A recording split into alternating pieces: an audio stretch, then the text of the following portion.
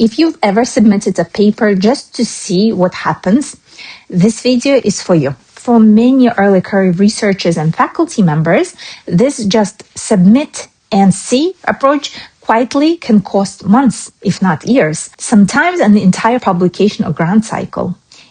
It feels decisive, but in reality, it often locks your paper into the wrong timeline, the wrong editor, and the wrong reviewers. Let me explain why this happens and what a more strategic approach actually looks like. Coming from an assistant professor who have published more than 20 papers. The main problem with just submit and see is not a rejection itself. Rejection is part of academic life. The real cost is time. When you submit without a clear journal strategy, you often wait months only to learn that the paper was never the right fit. By the time that decision arrives, you may have lost momentum or even an entire publication, grant, or promotion cycle, and you're left for the next academic year. That delay can reshape your academic timeline overall. When a paper is rejected for fit, it usually has very little to do with quality of the research, as I mentioned. Academic publishing works much like job applications. You can be a strong candidate with solid experience and a good track record and still be rejected because you don't match the specific role.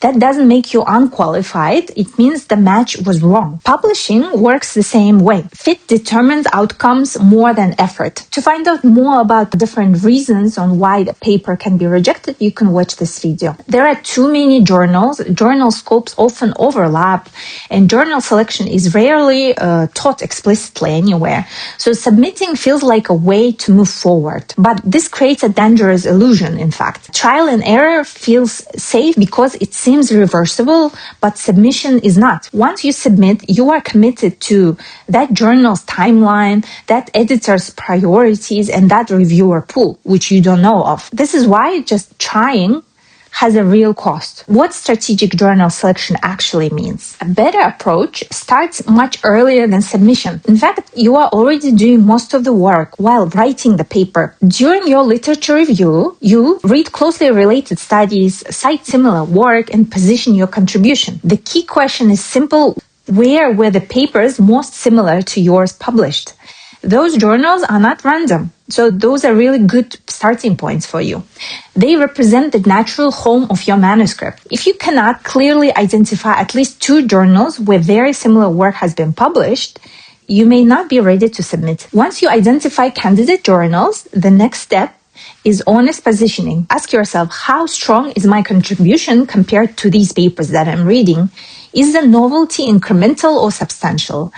Am I extending existing work or reframing the problem and just publishing in a different angle? If your contribution is stronger than most papers that you have just cited in your manuscript, aiming higher may be justified. However, if your work is narrower, more technical, or focused on a specific method, a specialized journal is often the better choice. This is not lowering standards, it is optimizing your fit that can potentially save you a lot of time. Impact factor and quartiles. This is where metrics enter the discussion, and where they are often misunderstood as well. Impact factor means different things in different fields. An impact factor of 5 can be excellent in some fields, such as engineering or narrow technical areas. It can be relatively modest in clinical or medical sciences. For example, some medical journals go up to 80, 90 impact factor. This is why numbers only make sense within field context.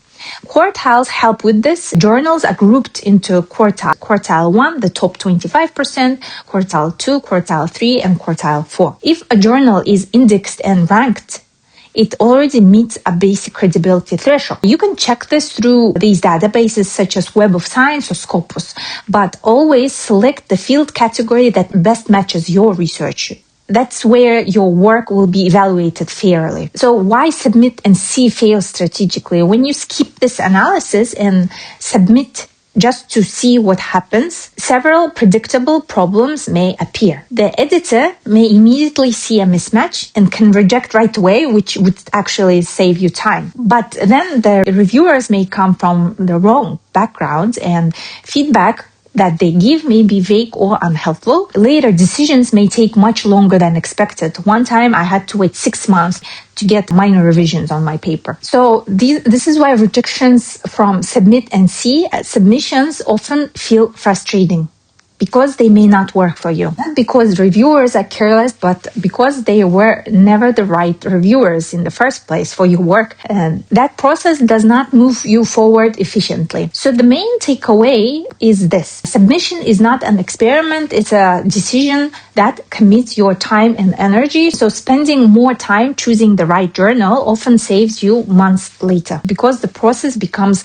clearer, shorter, and more constructive. If you're currently unsure where your paper fits or feel stuck choosing between journals, you can start from a free research planning workbook that I've linked below. It's designed to help you think through these decisions before committing months of your time to submission to a particular journal. If you want to learn stories about my submissions, watch this video.